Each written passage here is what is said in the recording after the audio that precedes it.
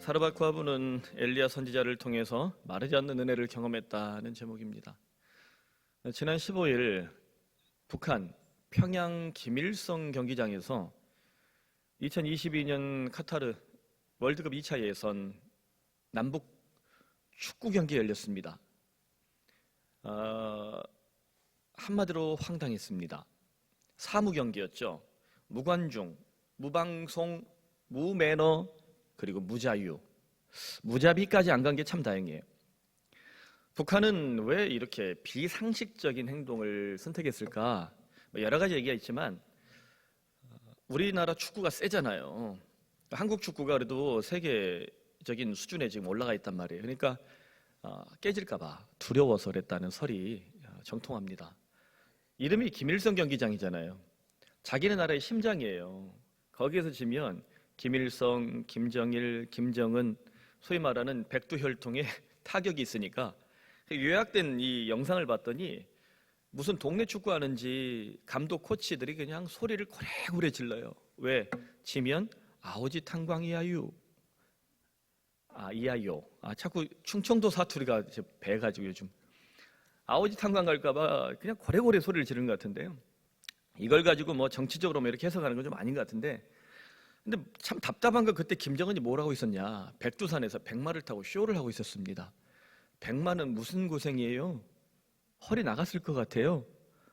그러니까 이게 백두혈통이라는 소위 자기네 그 공산당 그 핵심을 보여주기 위한 사실 쇼거든요. 오죽하면 인판티노라고 피파 회장인데 이분이 이렇게 인터뷰를 했어요. 역사적인 매치를 위해서 꽉 찬 경기장을 기대했지만 관중이 전혀 없어서 실망했다. 언론의 자유, 표현의 자유는 명백하게 가장 중요한 가치다. 언론의 자유, 표현의 자유. 우리나라가 있습니까, 없습니까? 너무 심하죠. 지금 이 정부 들어선 더 심한 것 같아요. 너무 과잉해서 문제 같은데, 언론의 자유, 표현의 자유는 소위 말하는 자유민주주의 국가에서는 매우 중요한 가치입니다. 북한은 없어요. 북한은 백두혈통 최고 존엄이라는 구호 아래서 모든 인민의 자유를 철저히 제한합니다. 결국 자유가 없는 국민은 비참한 삶으로 끝장날 수밖에 없는데요. 오늘 본문에서 우리가 만나게 될 이 사르밧 과부가 마치 북한의 인민들처럼 보이지 않습니까? 또 오늘날 정치 권력 아래 또 종교 권력 아래 짓눌려 살아가는 수많은 사람들도 사르밧 과부처럼 보입니다. 그렇게 계속 자유를 망실하고 살아간다면 남는 것은 배고픔과 죽음뿐입니다. 그렇다면 왜 사르밧 과부는 또 혹은 사르밧 과부를 닮은 비슷한 오늘 이 시대의 수많은 사람들은 왜 바알 같은 존재에게 얽매여 살아야 했을까? 바알이 지난주에 천둥의 신이라고 그랬단 말이에요. 우리 청년들 같은 경우는 천둥의 신 그러면 토르를 생각하죠? 멋있잖아요. 뿅망치 들고 이렇게 돌아다니면. 이게 이 천둥의 신 토르가 천둥을 때리니까 벼락을 때리니까 뭐가 내려요? 비가 내린단 말이에요. 이게 그리스 로마 신화에서 최고의 신으로 손꼽히는 제우스의 모습과 비슷합니다. 제우스의 무기가 천둥 번개거든요. 그러니까 다 통해요. 여하튼 이 바알을 숭배하지 않으면 농사와 목축이 안 된다는 겁니다. 농사와 목축이 잘 돼서 잘 먹고 잘 살고 배부르게 살려면 바알을 배신하면 안 된다는 거예요. 바알을 배신하면 천벌받는다. 이게 어려서부터 그렇게 세뇌를 당한 겁니다. 종교가 세뇌가 돼서는 안 됩니다. 우리가 자녀들을 키울 때도 하나님 아버지의 말로 다 할 수 없는 사랑과 성경의 아름다움을 잘 가르쳐야지, 우리 자녀들에게 아빠 엄마가 예수 믿는다고 해서 이걸 포압적으로 폭력적으로 정치적으로 가르쳐서는 안 됩니다. 가장 잘못된 것이 바로 그런 모습들이에요. 우리가 신천지란 이단을 잘 알죠. 신천지에 빠진 사람들이 가정이 파괴되고 이런 문제들이 굉장히 심해요. 그런데 우리가 생각해보면 신천지에 빠진 사람들이 그 하는 소리 들어보면 좀 나와야 될 텐데 못 나오죠. 그 교주라고 하시는 분이 2만 원이에요. 이름 다 말하면 위험하니까 10만 원도 안 되는 사람한테 빠져가지고 이분이 그 소싸움으로 유명한 그 동네, 경상북도 그 동네, 그래서 사투리가 엄청 심하거든요. 근데 홀라당 빠졌어요. 가지고 정신을 못 차려. 왜 못 나올까? 신천지를 배신하면, 이만희를 배신하면 신천 신지에 들어갈 수 없다라고 종교적으로 세뇌당했기 때문이에요. 신천 신지를 요약해서 신천지라고 그러잖아요. 자, 서울대학교 주변에 저희 대학 다닐 때 80년대 학번들에게 굉장히 유명했던 이단이 있습니다. 서울대학교 그러면 최고 대학 아니에요. 그 주변에서 많은 학생들이 빠졌던 이단이 JMS예요. 정명석이라는 사람이에요. 이 사람이 감방 들어갔다가 최근에 나왔는데요. 죄가 뭐냐? 거기는 예쁜 신도들 다 성폭행한 거예요. 미친 거죠. 그런데도 불구하고 그 종교단체에 있던 사람들이 자기 딸이 혹은 자기 주변에 있는 여성들이 성폭행을 당하고 성추행을 당하는데도 거기에 대해서 반론을 제기를 못한 거예요. 왜 그럴까요? 그런 JMS 교리에 의해서 세뇌를 당했기 때문이에요. 정명석을 저항하면, 저런 이 교주를 우리가 저항하면 천벌받을 수 있다, 이렇게 생각하는 거죠. 이렇게 사람들을 종교적으로, 정치적으로 혹은 잘못되어 있는 이 철학으로 세뇌시키는 것을 그루밍이라고 합니다. 그루밍. 아마 요즘 많이 들어봤을 거예요. 그루밍이 마부가 말을, 이 말갈기를 이렇게 빗질해주면서 다스려주는 거, 그래서 말하고 친해지는 이 호감 상태를 이끄는 거, 이런 거예요. 원래 그런 뜻인데 이게 확대돼서 고양이나 강아지 키우는 사람 많죠? 고양이, 강아지하고 어떻게 돼요? 눈을 마주치고 턱을 만지고 이렇게 쓰다듬어주면 얘들은 친밀해지죠. 그래서 꿇어 그럼 꿇고, 뒤집어져 그럼 뒤집어지고 이러잖아요. 그러니까 이런 게 그루밍인데 이걸 그대로 사람한테 써먹는 거예요. 가해자가 피해자에게 호감을 얻어서 아주 친밀한 관계를 형성하는 겁니다. 그리고는 너는 내 이 권력 아래 있어야 된다는 걸 자꾸만 강조해서 성적으로 유린하고 경제적으로 착취를 해도 감히 저항하지 못하는 거예요. 그렇게 만들어 놓은 상태, 길들여진 상태, 이게 그루밍입니다. 여러분, 예수님께서 이 땅에 오셔서 우리를 그루밍 하셨어요? 자유를 주셨어요? 기독교가, 복음이, 성경이 이 땅에 들어와서 우리를 세뇌시키고 있습니까? 아니면 자유를 주는 겁니까? 예수님의 말씀은 진리를 알지니 진리가 너희를 자유케 하리라. 베리타스 룩스예요. 진리는 빛을 주는 거예요. 우리가 반성할 것은 오늘의 교회가 과연 그루밍인가 아니면 진리와 자유를 주는가에 대한 고민을 해야 됩니다. 자, 사르밧, 시돈 남쪽에 위치한 약 13km 떨어진 해양 도시예요. 해안가 도시예요. 바알 숭배의 도시입니다. 사르밧 과부가 어려서부터 바알을 믿으면 잘 먹고 잘 산다라고 교육받으며 컸어요. 그런데 결과는 어떻습니까? 12절에 보면 그가 이르되 당신 하나님 여호와께서 살아계심을 두고 맹세합니다. 나는 떡도 없고요, 다만 통에 가루 한 움큼 있고요, 병에 기름 조금밖에 없어요. 그러니까 밀가루 한 움큼, 올리브유 조금밖에 없다는 거예요. 이거 묻혀가지고 이제 구워 먹으면, 내 아들하고 내가 먹으면, 아마 가족은 둘밖에 없는 것 같아요. 아들하고 엄마 곧 죽어야 됩니다.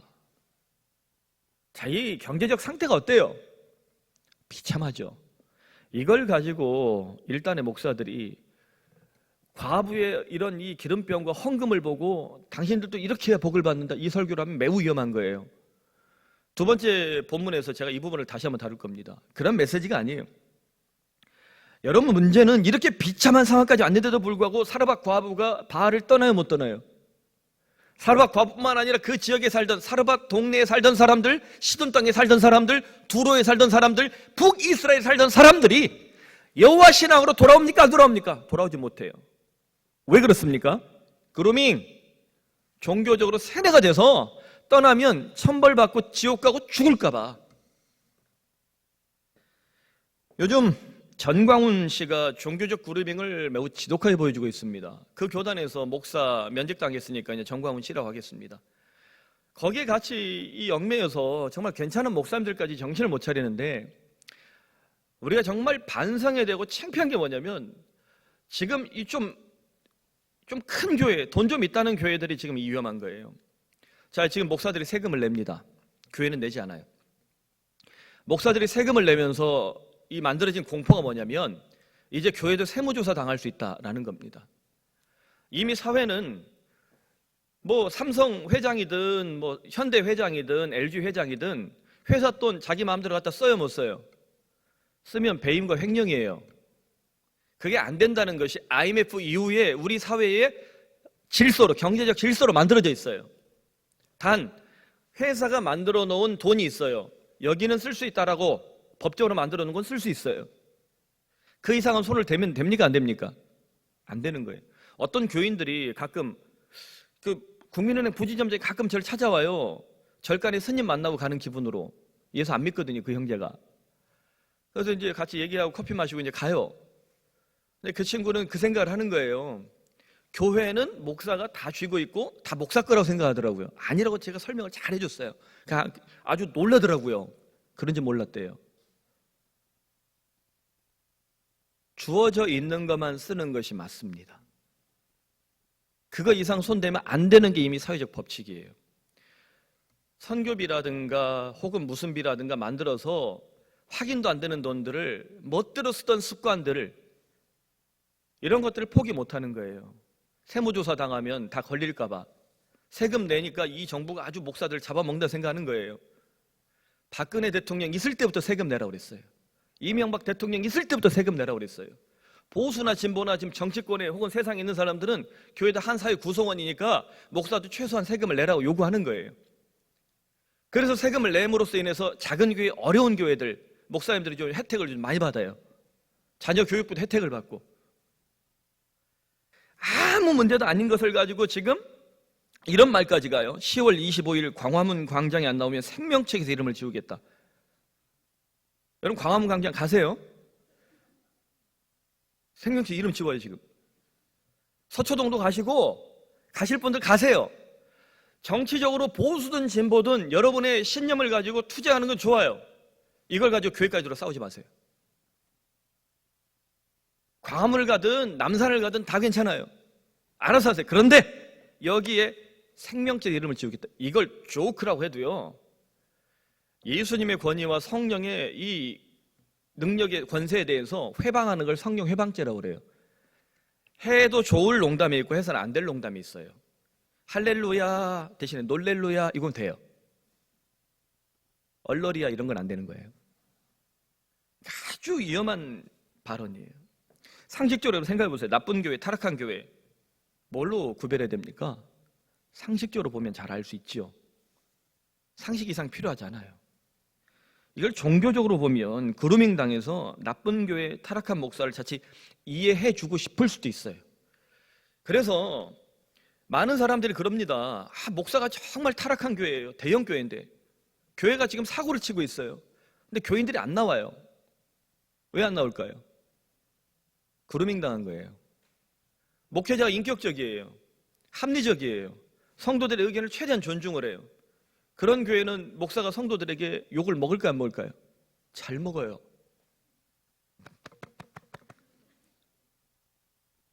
그 길이 좀 힘들고 복잡해도 그게 더 나은 방향이니까, 더 나은 길이니까 지키는 거예요. 우리 교인들도 이제 어때요? 담임 목사가 적어도 그렇게 객관적으로 혹은 합리적으로 그리고 상식적으로 하려고 그러니까 우리 교인들이 대부분 다 이해를 해서 저를 굉장히 보호해 주려고 노력을 해. 이제 초창기에는 막 잡아먹던 사람들이 있었거든요. 선을 막 넘나들었어요. 근데 요즘에는 주차하듯이 금은 밟아도 선은 넘지 말자 이러면서 이제 잘해요. 땡큐 베리 마치. 이게 상식적인 거예요. 그래서 신앙생활을 할 때는 영성과 함께 이성이 중요합니다. 너무 은혜로만 하면 안 돼요. 상식과 이성을 우리가 강조할 필요가 있어요. 이성적으로 보고 상식적으로 볼 때 타락한 교회다 어떻게 해야 됩니까? 여러분 거기로 가면 죽어요. 내 자식이 죽게 생겼어요. 어떻게 해야 돼요? 도망치고 탈출해야죠. 물론 자기 마음대로 내 생각대로 해서 그렇게 하면 안 됩니다. 예수님과 십자가 앞에서 고민을 결단해야죠. 주님은 분명히 교회를 잘 섬기는 사람들에게 반드시 복을 주실 것을 믿으시길 바랍니다. 이것은 엘리야 선지자가 사르밧 과부와 이후에 엘리야 스토리를 통해 등장하는 인물들을 통해서 우리에게 보여주는 메시지예요. 뭐 교회가 잘못됐다 맨날 들이받아라 이게 아니고 교회 잘 섬기는 사람들 복 받는다 이거 맞아요. 그런데 기준이 뭐예요? 그리스도와 십자가 앞에서 바른 길, 옳은 길, 착한 길, 공의로운 길을 지킬로 애걸복걸하는 교회인 줄로 믿습니다. 하지만 타락한 교회를 떠나고 나쁜 목사를 비난한다고 해서 벌받지는 않습니다. 여러분 목사 비난한다고 벌받는다 이런 논조에 빠지지 마세요. 그게 종교적 그루밍이에요. 그래서 벌받았을 것 같으면 저 비난한 사람들은 지금 다 입 돌아갔어야 돼요. 그뿐만이 아니에요. 왜 목사만 그래요? 목사도 성품 받아서 성직 받아서 목사지 그리스도인이잖아요. 다른 성도를 힘없는 약자를 함부로 비난하는 것도 벌받을 일이죠. 그런 기준으로 말하면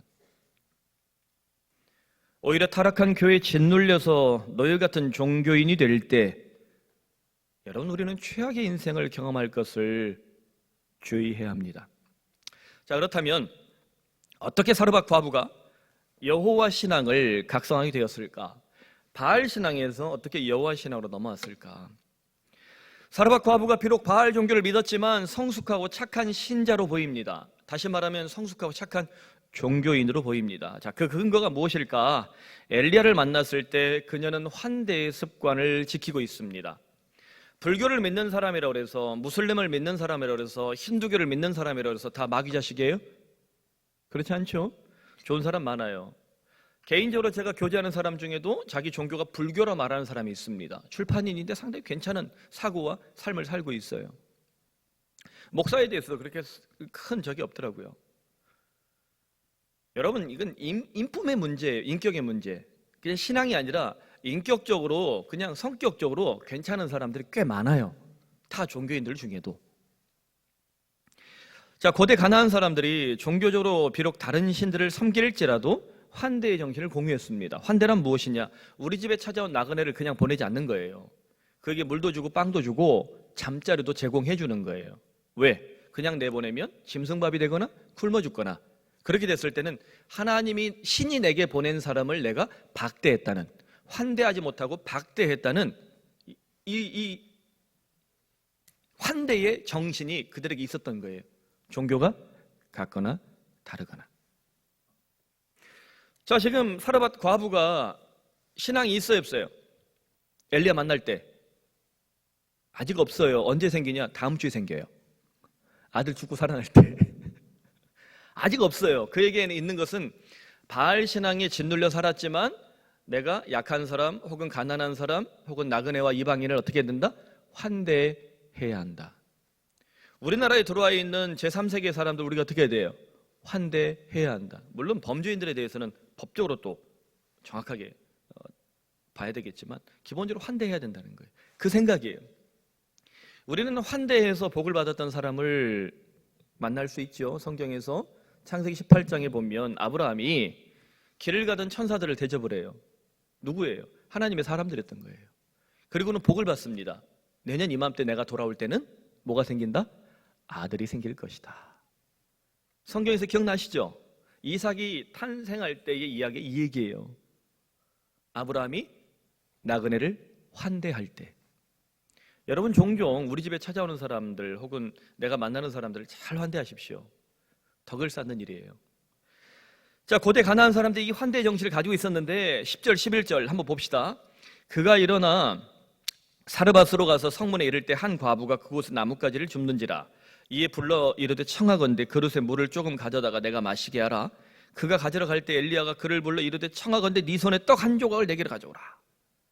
자, 엘리야가 뭐라고 그래요? 사르밧 과부한테 물을 요청하고 물 가지러 가니까 또 뭐도 달라고 그래요? 빵도 달래요. 양심에 털났어요.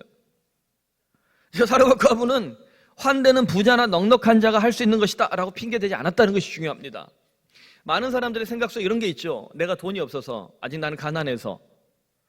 이런 환대는, 접대는 누구만 하는 것이다? 돈 있고 여유 있는 사람만 하는 것이다. 우리에게 사실 그런 생각들이 꽤 많아요. 이게 굉장히 잘못됐다는 거예요. 사르밧 과부, 그리고 고대 근동에 있던 환대의 정신은 뭐냐면, 내가 돈이 있든 없든 상관없이, 부자이건 또 힘이 세건 상관없이 부자나 가난한 자는 누구나 지켜야 될 정신은 뭐다? 환대의 정신이었다는 거예요. 이게 핵심이에요. 여러분, 여기에서 우리는 왜 하나님께서 이스라엘 땅이 아니라 바알을 숭배하던 사르밧 과부에게 엘리야를 보냈을까에 대한 답을 얻을 수 있습니다. 가뭄이 들어서 먹거리가 절박했던 그 시대에 환대의 정신을 따뜻하게 지킬 수 있는 사람, 그런 착한 사람이 누구다? 사르밧 과부였다는 거예요. 북이스라엘에 수많은 사람들이 있었고 수많은 과부들이 있었겠지만 그 부자들에게 엘리야를 보낸 것이 아니라 누구한테 보내요? 사르밧 땅의 이방 여인, 바알을 숭배하던 그 여인에게 보냈어요. 어떤 정신이 있으니까? 착한 마음, 환대의 정신이 있으니까. 여기서 우리가 확대해 보면 시돈 땅에서 온 공주가 있습니다. 이세벨이라는 왕후예요. 시돈의 공주, 바알 전도사 이세벨과 대조되죠. 이 돈 많은 여자, 심전 여자가 대조되는 게 뭐예요? 시돈의 과부, 사르밧 과부, 돈 없는 여자, 가난한 여자, 바로 이 여인이에요. 하나님이 이세벨이 아니라 누구에게요? 사르밧 과부에게 하나님의 사람을 맡겼다는 거죠. 무엇 때문에? 그 착한 마음, 환대의 정신 때문이에요. 8절 9절에 이렇게 말씀하십니다. 여호와의 말씀이 엘리야에게 임하여 말씀하셨습니다. 너는 일어나 시돈에 속한 사르밧으로 가서 거기 머물러라. 계속에 살으라는 거예요. 머물라는 말은. 내가 그곳 과부에게 명령하여 네게 음식을 주게 하였다. 그곳 과부에게 어떻게 했다? 명령했다. 여러분, 명령했다는 말이요, 성경에 없어요. 이 전문맥에 하나님이 사르밧 과부한테 사르밧 과부야, 사르밧 과부야, 꼭 전설의 고향 이렇게 나오잖아요. 네가 엘리야 선지자를 먹여 살려라, 이런 말을 한 적이 있어요, 없어요? 없어요. 히브리어 원어에 보면 이 명령했다는 말이 치바라는 말, 치바. 이게 명령했다는 뜻과 함께, 기본적인 뜻과 함께 뭐가 있냐면 전령을 보낸다는 뜻이 있습니다. 여러분, 왕이 전쟁 났을 때 어떤 명령을 전하려면 누굴 보내요? 전령을 보내죠. 바로 그런 뜻인 거예요. 그래서 저는 여기에서 이 말씀을 가지고 유추를 해봤습니다. 하나님께서 사르밧 과부의 마음에 전령을 보내셨다. 다시 말해서 그녀의 마음속에 있는 따뜻한 마음, 긍휼한 마음, 그 착한 마음을 터치하셨다. 사르밧 과부의 마음속에 하나님께서 천사를 통해 세밀한 변화를 일으키셨다는 겁니다. 우리는 알지 못하지만 때때로 우리에게도 하나님은 천사를 보내실 줄로 믿습니다. 또 내 주변에 있는 사람들, 나와 함께 마케팅으로, 돈으로, 혹은 일터로, 혹은 인생으로 이 같이 교제를 하고 또 활동을 하고 뭔가를 해야 될 사람들이 있을 거예요. 하나님이 때때로 나의 기도 응답하셔서 그 사람에게 천사를 보내셔서 그 마음을 발동시키시고 내게 힘이 되고 막힌 문을 열어주는 복을 누리시길 바랍니다. 예수 믿는 인생의 이 복이 얼마나 놀랍습니까? 하나님 믿지요? 하나님 믿지요? 하나님 우리 앞서 일하시는 역사 있길 바랍니다. 이것이 치와예요. 하나님이 전령을 보내셨다. 19세기 미국의 청교도 신학자요 목회자로 유명한 인물이 있습니다. 그레이트 어웨이크닝, 역사적으로 대각성 운동이라는 이 놀라운 사건을 일으켰던 미국 근대사의 인물, 일반 역사에서도 굉장히 존중이 여기는 목사님이 조나단 에드워즈라는 목사님이 있습니다. 이 목사님이 사람들이 복음을 전하다가 인간에게 두 가지 신앙 감정이 있다라고 이렇게 분석을 했어요. 19세기 사람인데 지금도 이게 너무나 유용한 것 같아요. 인간의 사람의 마음에는 감정과 애정이 있다. 감정, 이모션, 애정, affection, emotion, affection, 이렇게 좀 구별을 했어요. 이걸 우리 한번 생각해 봅시다. TV 보다 보면 그 아프리카 어린이들을 돕기 위한 광고가 나오죠. 김연아라는 선수가 전 국민에게 사랑을 받잖아요. 나탄, 금을 먹으면 안 돼, 먹지 마. 그러면서 여러분, 저 아이에게 우리가 1,000원, 10,000원을 후원하면 저 아이가 맑은 물을 먹을 수 있습니다. 여러분, 지갑이 열려요, 안 열려요? 안 열리는 사람은 이모션이 없는 사람이에요. 감정적으로 어렵고 힘든 사람을 봤을 때 불쌍하고 긍휼한 마음이 드는 것, 이것이 이모션입니다. 그래서 지갑도 열고 또 영화를 보다가 울컥, 드라마를 보다 울컥하는 마음, 이게 뭐예요? 이모션이에요. 근데 이 감정의 변화가 회개까지 가나요? 안 가요. 순간적인 거예요. 지속적이지는 않아요. 이모션이에요. 어펙션은 마음 깊숙한 곳에 있는 감정을 터치하는 겁니다. 그 안에 들어있던 우상을 격파해서 하나님의 사랑이 거기에 경험되는 것, 이게 어펙션이에요. 똑같은 감정인데 이모션은 어때요? 가벼운 감정. 어펙션은 믿음의 감정이라는 거죠. 여러분 지금 이 자리에 참 이 의자 얼마나 불편해요. 앉아가지고 설교 듣고 있죠. 감정으로는 의자 던질 것 같은데 어펙션으로 사랑의 감정이 있어서 목사를 사랑하고 하나님을 사랑하고 성도를 사랑하고 교회를 사랑하는 마음으로 우리의 궁뎅이 어때요? 딱 앉아 있잖아요. 믿음이 있기 때문에. 이 바른 믿음이 뭐다? 어펙션이다. 여러분, 예수 믿는 사람으로서 우리에게 이모션, 감정에 머무는 것이 아니라 어펙션, 사랑까지 들어가길 바랍니다. 이게 진짜 믿음이에요. 저는 이 사르밧 과부를 보면서 그런 생각이 들었습니다. 이모션이 좋은 사람이 어펙션을 경험할 수 있구나. 즉 따뜻한 마음, 착한 마음이 있는 사람이 예수를 믿으면 어떻다? 어펙션, 사랑의 감정이 더 깊어진다는 거예요. 사실 교회에서 신앙생활 잘하는 사람들 보면 성품 좋은 사람이 예수 믿으면 어때요? 성품이 더 좋아지죠? 그렇다니까요. 바른 생활 습관이 잘 되는 사람이 예수 믿으면 어때요? 더 잘해요. 근데 뭐 못되고 아주 못되고 더럽게 못됐어요. 그 사람 예수 믿으면 어때요? 못된 기질이 여전히 있어요. 그나마 예수 믿으니까 저 정도인 거예요. 저를 뚫어지게 쳐다보지 마시고. 그러니까 그게 은혜인 거예요. 바뀌는 감정이. 사르밧 과부가 이모션이 아주 좋은 사람 같아요. 여러분 같으면 당장 먹을 거 요만큼밖에 없는데 달라고 하면 주겠어요, 안 주겠어요? 아무리 환대의 정신이 뭐니 해도 쉽지 않은 겁니다. 이 여자는 마음이 착한 여자예요. 여러분 살다 보면 저 사람 참 착하다. 야, 저는 법 없이도 살 수 있겠다. 뭐 그런 사람 만나지 않아요? 그런 거예요. 하나님이 사르밧 과부의 이모션, 감정을 터치하셨고 그녀의 마음속 깊은 곳에 새겨진 바알을 격파하신 후에 affection, 믿음을 시작하셨습니다. 완벽한 믿음은 아니지만 부족한 믿음이지만 사르밧 과부의 마음속에 affection을 여신 거예요. 누구를 통해서요? 하나님의 사람 엘리야 선지자입니다. 엘리야는 사르밧 과부에게 하나님 말씀을 전했어요. 이것이 핵심입니다. 왜 이모션에서 affection을 가지 못하는가? 왜 교회를 다닌다는 사람이 더 깊은 믿음을 갖지 못하는가? 왜 푸른 손도 나오고 신앙생활도 하고 제자훈련도 했다는데 이 사람이 참된 그리스도인의 삶을 살지 못하는가? 왜 목사로 저렇게 유명했다는데 왜 저렇게 사고를 치고 있는가? 전 분명히 말합니다. affection이 그 마음에 깊은 믿음, 바른 믿음이 형성이 안 됐다고 봐요. 그래서 우리 교회 교육자 뽑을 때 요즘 제가 아주 깊이 봐요. 총신 신대원을 돌았다고 저 사람 진짜 회심했을까? 의심하고 또 의심하고 봐요. 하나님 말씀을 전했다. 하나님 말씀을 들었다. 여러분 이것이 이모션에서 affection을 일으키는 아주 중요한 기준입니다. 여러분 주일마다 이 예배를 통해 말씀을 듣고 순 모임에서 말씀을 듣고 또 성경을 읽고 기도를 하면서 하나님 말씀이 들리는 줄로 믿습니다. 하나님 말씀에 자주 노출되고 하나님 말씀이 자주 들리는 사람, 바로 그 사람의 affection이 어때요? 사랑의 감정이 더 깊어지는 거예요.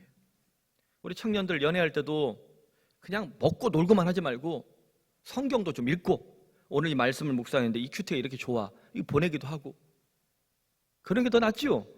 좀 그렇게 연애를 하세요. 그래야 결혼해서도 잘 살아요. 남편들도 마찬가지예요. 성경을 읽으면서 이 말씀 은혜가 되면 아내에게 어때요? 보내면서 오늘 저녁은 된장찌개. 그러면 아내가 affection이 어때요? 불 끓죠. 된장에 침을 뱉어가면서 막 맛있게 끓여놓을 거예요. 여러분 이것이 너무 중요한 기준이에요. 이모션에서 affection으로. 무엇을 통해서?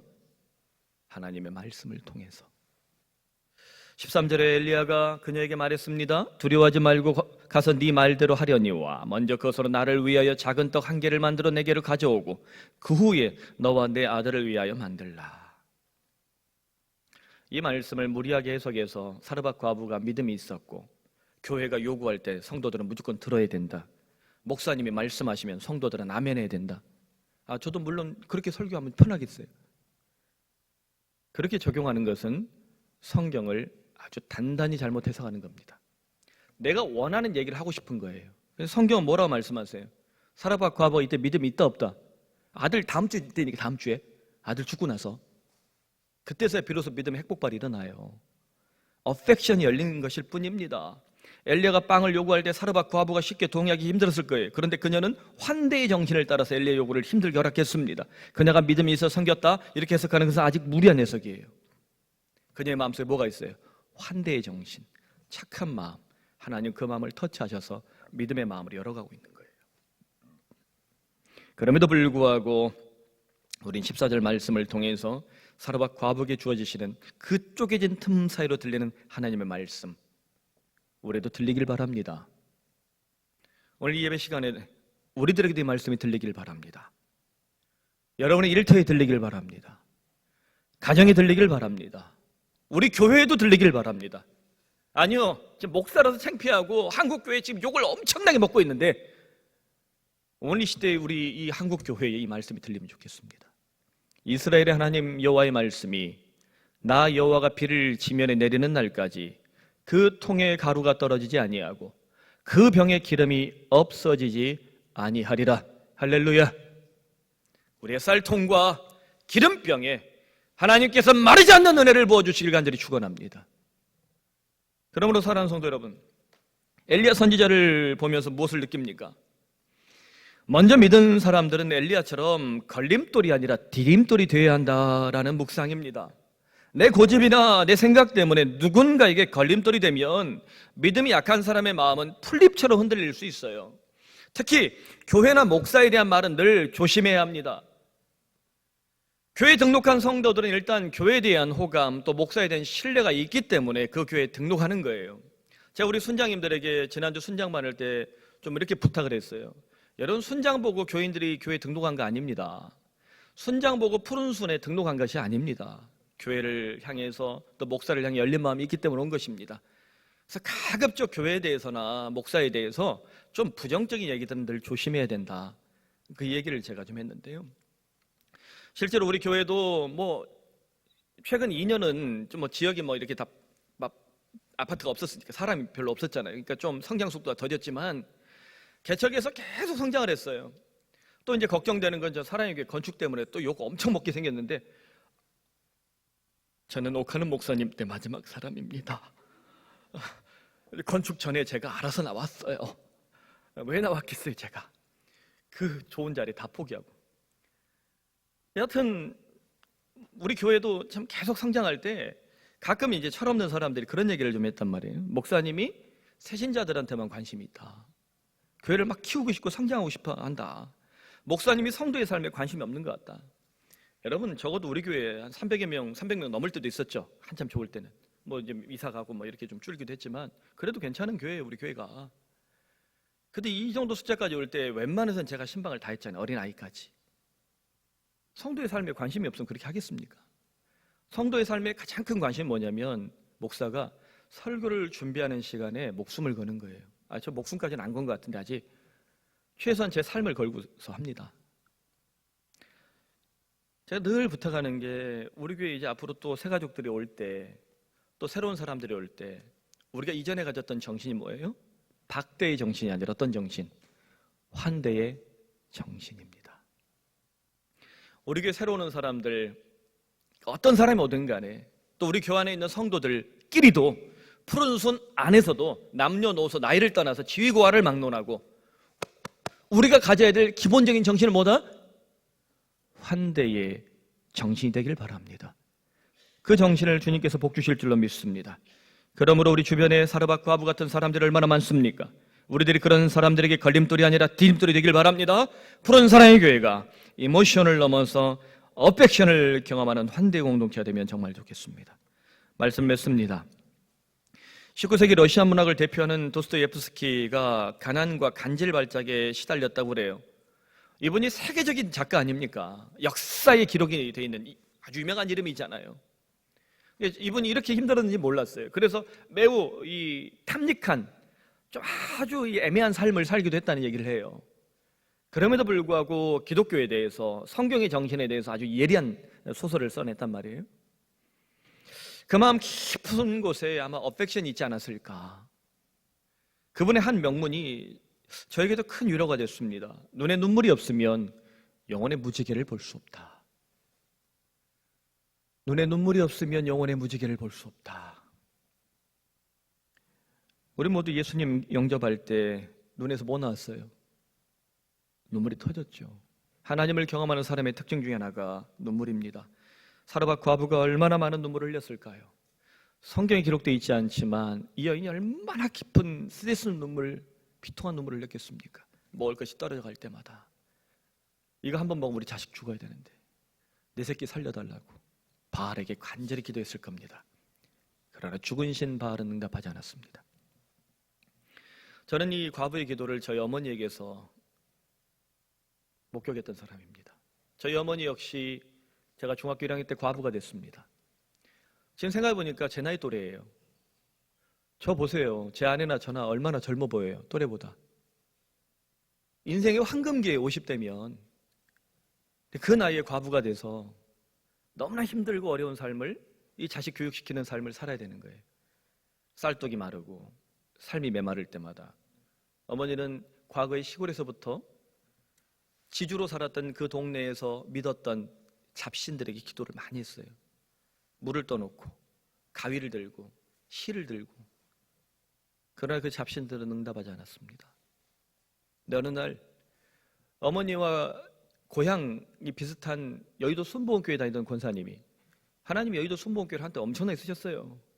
전도를 해서 조영기 목사님 설교를 듣고 믿습니까? 이 설교를 듣고 감탄을 하셔서 그 동네 안디옥 교회라는 곳을 같이 다니시면서 잘 섬기셨어요. 저는 지금도 새벽 어둠이 황소같이 내려올 때 방구석 바로 부엌문 아래 성경을 펴놓고 간절히 기도했던 어머니 모습을 잊지 못합니다. 그렇다고 우리 어머니가 뭐 대단한 신앙이 있어요. 그렇지 않아요. 그저 자식 새끼 잘 키우게 해달라고, 우리 아들 잘 되게 해달라고, 하나님 이 어려운 삶을 버티게 해달라고, 이 과부의 눈물을 주님이 들으신 줄로 저는 믿습니다. 오늘도 여러분 엄마의 피눈물을 하나님 잊지 않습니다. 여러분 자녀를 위해 우십시오. 여러분 인생을 놓고 우십시오. 그 뜨거운 눈물을 포기하지 마십시오. 우리 하나님은 우리의 눈물 한 점 한 점을 주의 병에 담으시고 언젠가 반드시 응답해 주실 줄로 믿습니다. 그러므로 15절 16절 그가 가서 엘리야의 말대로 하였다. 그 과부와 엘리야와 그의 아들이 여러 날 먹었으나 그 주변에 있는 사람들까지 여러 날 먹었으나 여호와께서 엘리야를 통해 하신 말씀같이 통에 가루가 떨어지지 아니하고 병에 기름이 없어지지 아니하니라. 할렐루야. 얼마나 놀라운 말씀입니까? 우리 주변에 애절한 눈물로 살아가는 사르밧 과부 여러분 발견하고 계십니까? 우리가 반드시 복음을 전해야 될 그 사람들에게 누가 엘리야가 되겠습니까? 또 누가 오늘 마르지 않는 은혜를 먼저 경험하고 그 은혜를 아낌없이 나눌 수 있겠습니까? 그러므로 사랑하는 성도 여러분, 사르밧 과부는 엘리야 선지자를 통해서 마르지 않는 은혜를 경험했습니다. 우리 모두 삶의 끝날까지 마르지 않는 은혜를 경험하고 그 은혜를 주변의 수많은 사람들과 함께 나누는 복되고 착한 인생이 되기를 간절히 축원합니다. 기도합시다. 사르밧 과부는 누구인가? 우리 주변에 찾아보세요. 단 주님, 내가 바로 사르밧 과부처럼 힘이 들고 지쳐 있사오니 아버지와 나의 쌀통과 기름병을 마르지 않는 은혜를 베풀어 주시옵소서. 여러분의 일터를 놓고 자녀를 놓고 기도하십시오. 우리 푸른 사랑의 교회에 주님 마르지 않는 은총을 베풀어 주시옵소서. 하나님이 한국 교회에 쌀통이 마르지 않고 기름병이 마르지 않는 은혜를 주시옵소서. 전 세계에 고난당하는 사람들, 죽어가는 사람들, 전쟁에 노출되어 있는 수많은 생명들, 아버지여 마르지 않는 은혜를 베풀어 주시옵소서. 다 함께 기도하겠습니다.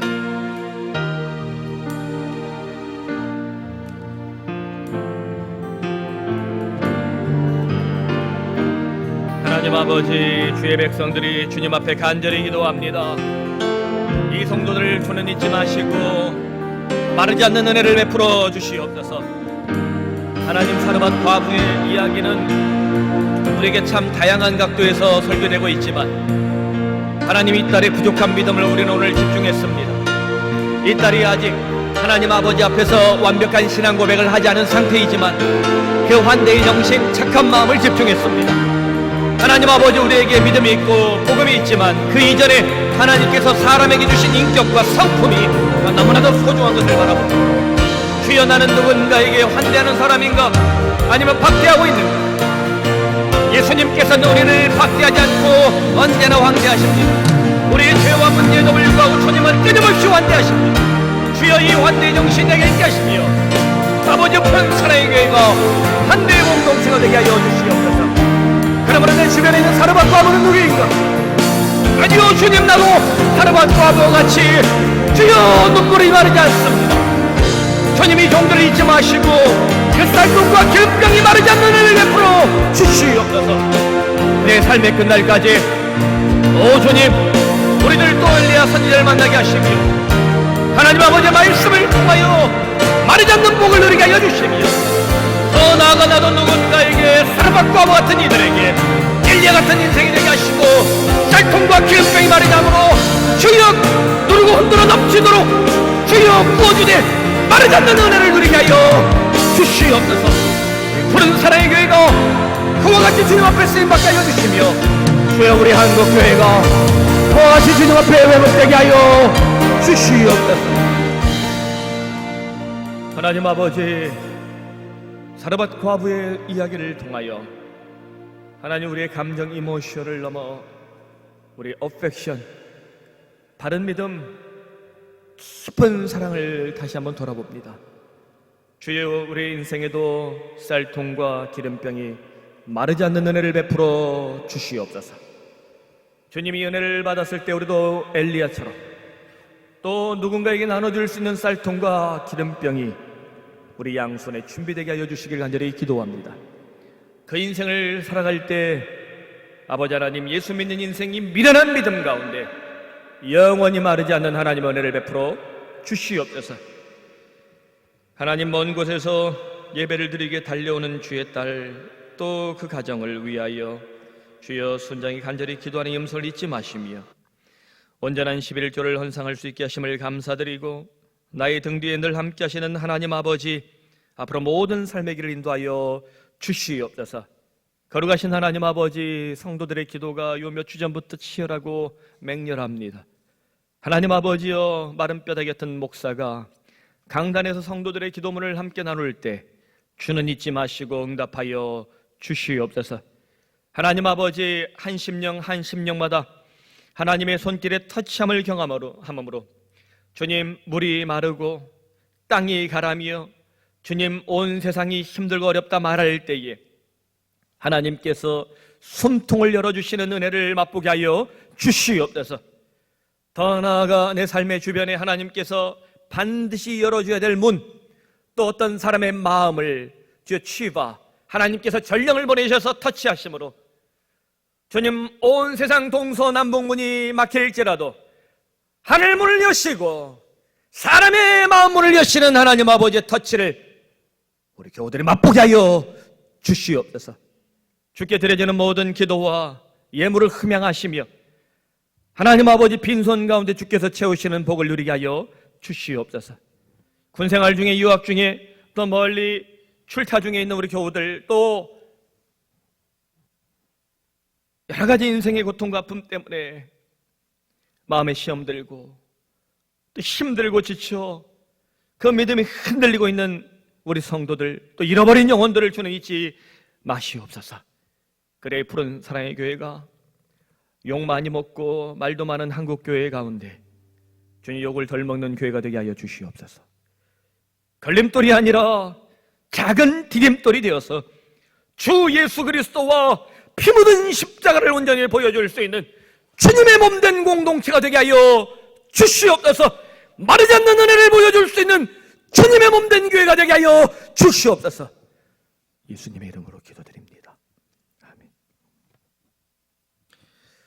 할렐루야. 주님만이 필요해라는 곡이 있습니다. 아마 우리가 한참 힘있게 불렀던 곡인데요, 오늘 이 찬양 가운데 우리의 삶을 만드시는 주님을 우리 모두가 경험할 수 있길 바랍니다.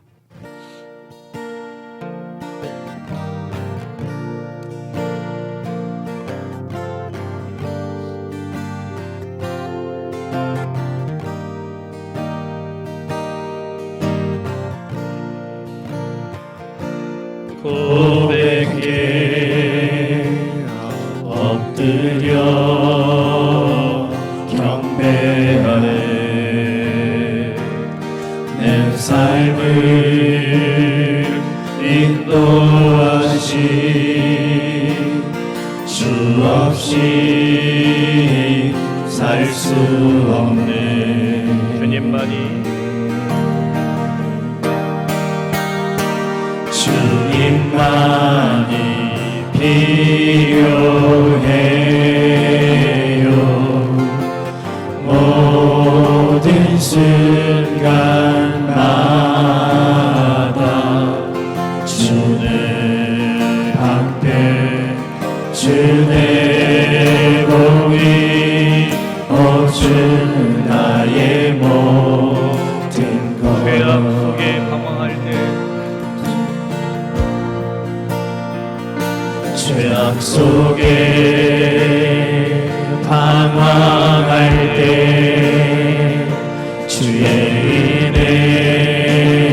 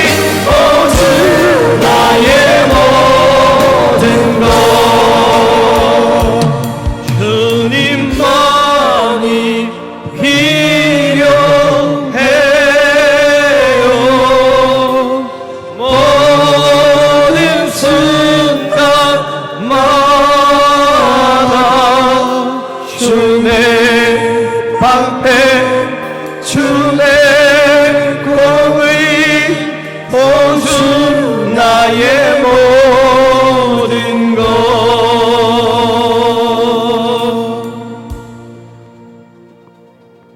주 예수 그리스도의 은혜와 하나님 아버지의 사랑과 성령의 돌보심이 주님만이 필요해요.